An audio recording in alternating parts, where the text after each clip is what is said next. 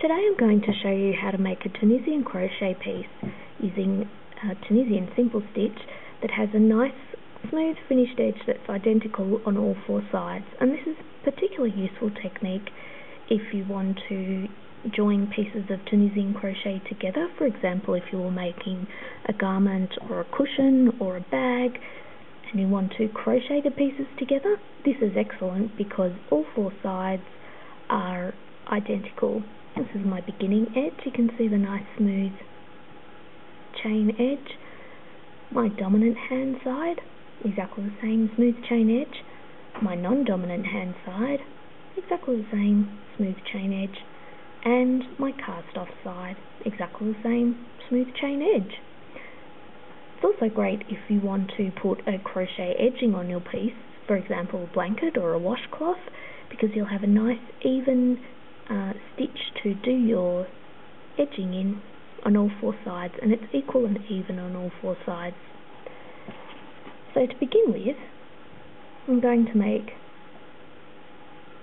10 chain quite loosely, and it's something that can happen quite often in Tunisian crochet is if you accidentally do your beginning chain too tightly, it will cause a few problems because it will be very hard to work into, but it will also pucker your work at the beginning, and you don't really want that. One more, 10. And what I'm going to do for the beginning, instead of working into the front of my chain like I normally would for crochet that isn't in the round, back and forth crochet in single crochet or treble, I'm going to work into the back. I'm going to work into these little bumps on the back of my chain. So not the front, but the back. And I'm going to do the first stitch in the second bump on the back from my hook. So not the very first bump in there, but the very second one. So I insert my hook into that back bump, yarn over, draw through a loop.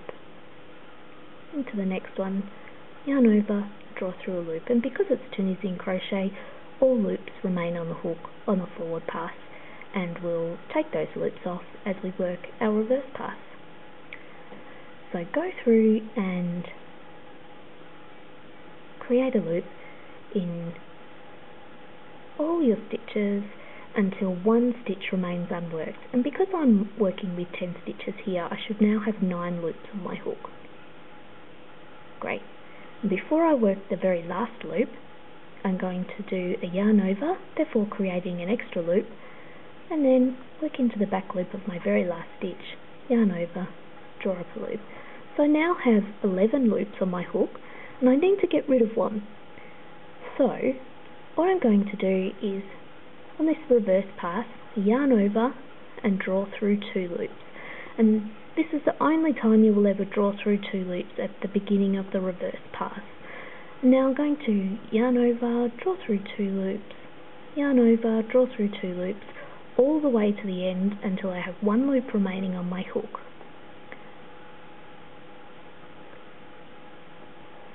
Almost there.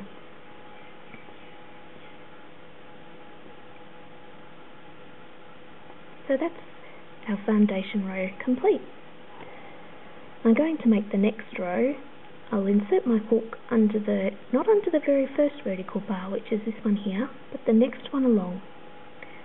Yarn over, draw up a loop, insert my hook in the vertical bar, yarn over, draw up a loop, insert my hook, yarn over, draw up a loop, all the way until I have 1 stitch remaining unworked.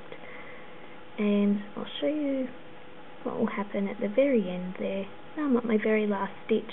And what I'm going to do is insert my hook into the very last vertical bar, but also the extra loop on the back here. You'll see what I mean in a moment. So insert my hook through the vertical bar and the back loop, and now I have 2 bars of yarn on my hook. I'll yarn over, draw up a loop. And that is my forward pass complete. And you'll see what happens as you work. You're creating this nice chain edge along your non-dominant hand side. So yarn over, and now on this row I'm only going to draw through 1 loop. at the beginning of the reverse pass. Yarn over through 2 loops, yarn over through 2 loops, all the way to the end until I have 1 stitch remaining on my hook.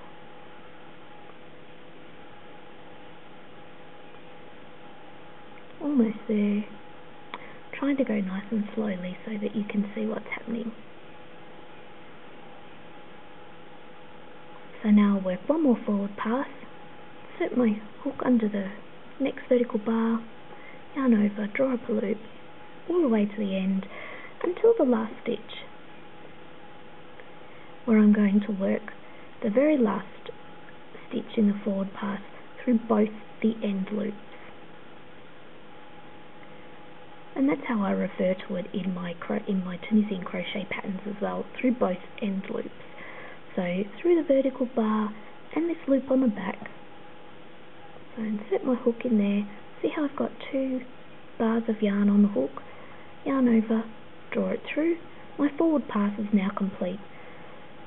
I'll start my reverse pass. That's yarn over through 1 loop only, yarn over through 2 loops, yarn over through 2 loops, yarn over through 2 loops, yarn over through 2 loops, all the way to the end until I have 1 loop remaining on my hook.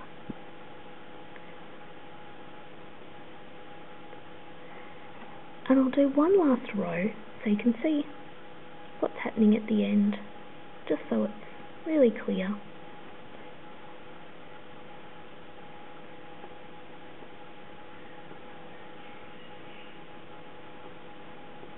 I don't know if I mentioned it earlier, but I'm using a Knit Pro Symphony interchangeable Tunisian crochet hook, and it's a 5mm hook, and I'm using DK or 8-ply yarn. And I've got my last stitch remaining. I'm going to put my hook through the last vertical bar and that stitch on the back, creating my nice chain edge, yarn over, draw through. That's my forward pass complete. Now I will do my reverse pass.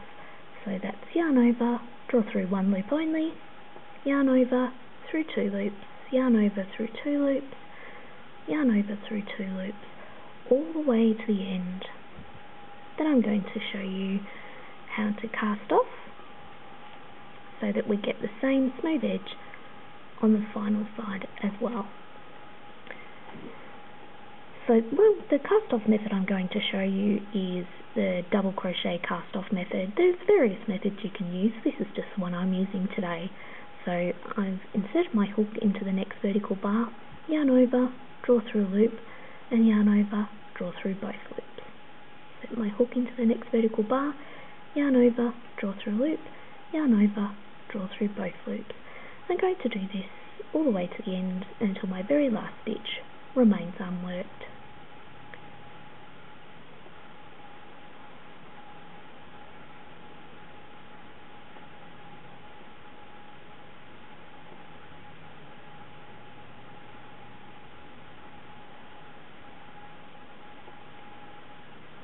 Almost there.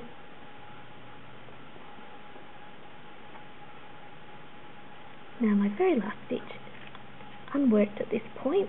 I'm going to put it through the very last vertical bar and that loop at the back, just like at the end of all our other rows. Yarn over, draw it through, yarn over, through both loops. And that's complete now.